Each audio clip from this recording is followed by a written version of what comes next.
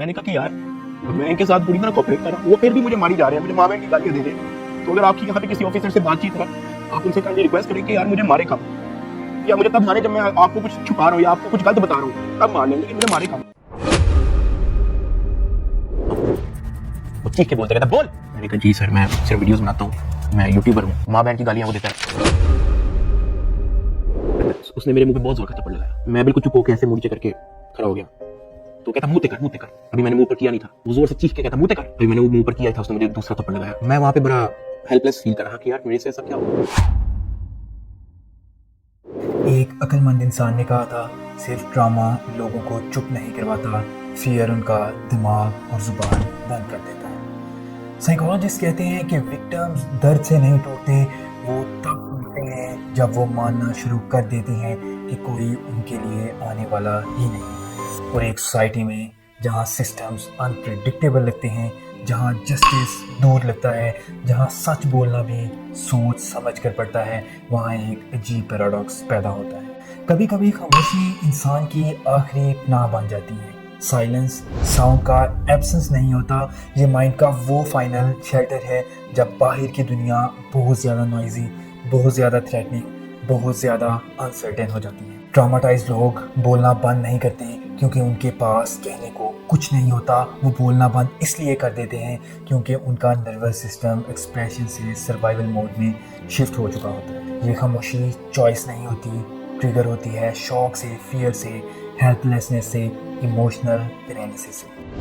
لیکن ڈکی بھائی کو جو ہے وہ صبح سویرے جو ہے آج عدالت میں پیش کیا گیا ہے. بالکل بھی بات تو نہیں کر سکتے ڈکی بھائی. ڈکی بھائی کچھ کہنا چاہیں گے؟ ڈکی بھائی آپ کچھ کہنا چاہیں گے؟ ڈکی بھائی کچھ تو منع نہیں کیا آپ کو, ظاہر سے منع کیا کہ بھائی ساری تو آپ نے تحقیقات کے بارے میں تعاون کیا, اس کے باوجود کیوں ہی کہا.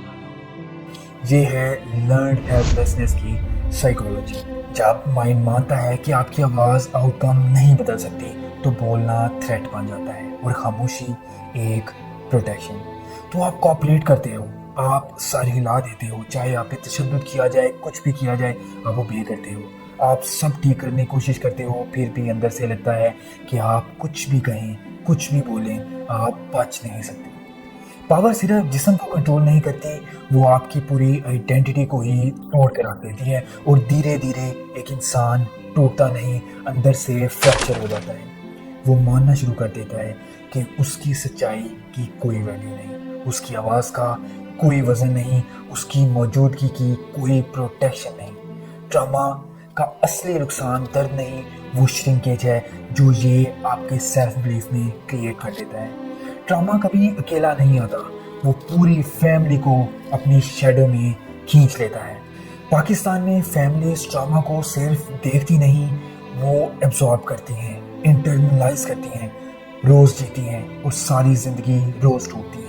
سائیکالوجسٹ کہتے ہیں کہ کسی لوڈ ون کو سفر کرتا دیکھنا کبھی کبھی ڈراما خود جھیلنے سے بہت زیادہ پینفل ہوتا ہے, کیونکہ جب ان کا درد آپ کا درد بن جائے اور پھر وہ درد واپس ان تک ریفلیکٹ ہو تو یہ سائیکل ایک ایسا زخم بن جاتی ہے جو کبھی ٹھیک نہیں ہوتا. ڈراما کلیکٹیو بن جاتا ہے, شیئرڈ, انہیریٹڈ, فیملی کی انر ہسٹری کا حصہ جسے وہ روز جیتے ہیں. یہ کہانی پورے ملک میں کیوں پھیلی, جرنلسٹ کیوں روئے, عوام کیوں اتنی گہرائی سے ہل گئی, کیونکہ یہ صرف ایک آدمی کی کہانی نہیں تھی, یہ ہمارے سسٹم, ہماری سوچ اور ہمارے معاشرے کا ایک مکمل عکس تھا. ایک کلیکٹیو سائی, ایک کلیکٹیو ٹریمبل, ایک کلیکٹیو میموری جو ہم سب سائلنٹلی کیری کرتے ہیں سسٹم کے سامنے مجبور ہو کر. ہم سب نے کہیں نہ کہیں پاور لیس فیل کیا ہے, اس لیے نیشن نے اس درد کو محسوس کیا, کیونکہ انہوں نے اس میں اپنا ریفلیکشن دیکھا, اپنی بے بسی کا, اس کرپٹ سسٹم کا. ہم سب اس ولنربلٹی کو جانتے ہیں, اس فریجلٹی کو, اس ایگزاسشن کو جو تب ہوتی ہے جب ایک غلط لمحہ پوری زندگی کو ری رائٹ کر سکتا ہے. یہ سٹوری ہمیں اس لیے نہیں ہلا گئی کیونکہ یہ ریئر تھی, اس لیے ہلا گئی کیونکہ یہ فیملیئر تھی. ایون کہ ایک انفلوئنس پرسن بھی سسٹم کے سامنے کس طرح وکٹم بن سکتا ہے. 100 ڈیز ایک انسان کو اتنا بدل سکتے ہیں جتنا 100 ایئرز کی نارمل لائف نہیں بدل سکتی. ڈراما ٹائم کو کمپریس کر دیتا ہے, مائنڈ کو ان جگہوں تک لے جاتا ہے جہاں وہ کبھی جانا ہی نہیں چاہتا, وہ چیزیں جو کبھی سوچنا ہی نہیں چاہتا, وہ ڈراما جو کبھی فیس ہی نہیں کرنا چاہتا.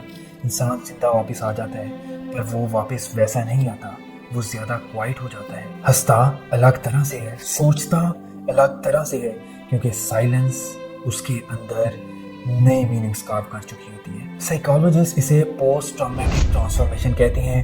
وہ مومنٹ جب پرانا سیلف ٹوٹ جاتا ہے اور اس کی جگہ ایک نیا زیادہ گہرا سیلف پیدا ہوتا ہے, اور شاید یہی ٹراما کی چھپی ہوئی سچائی ہے. ٹراما صرف چیزیں چھینتا نہیں, کبھی کبھی وہ کچھ اور بھی دے جاتا ہے. ریفلیکشن, پیشن, وونڈ سے پیدا ہوئی وزڈم. کبھی کبھی وہ شخص جو اندھیرے سے واپس آتا ہے وہ نہیں ہوتا جو اندر کیا تھا, وہ بھاری ہوتا ہے ایکسپیرینس سے. ایک وزڈم آتی ہے اپنی ہی اسکن کے اندر, اور زیادہ اویئر ہوتا ہے کہ پیس کتنا قیمتی ہوتا ہے, ایک نارمل لائف کی کتنی ویلیو ہوتی ہے. کبھی کبھی انسان آواز سے نہیں خاموشی سے واپس آتا ہے.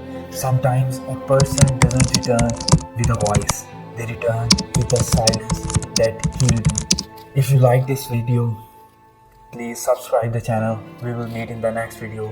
Till then, keep learning, keep rising.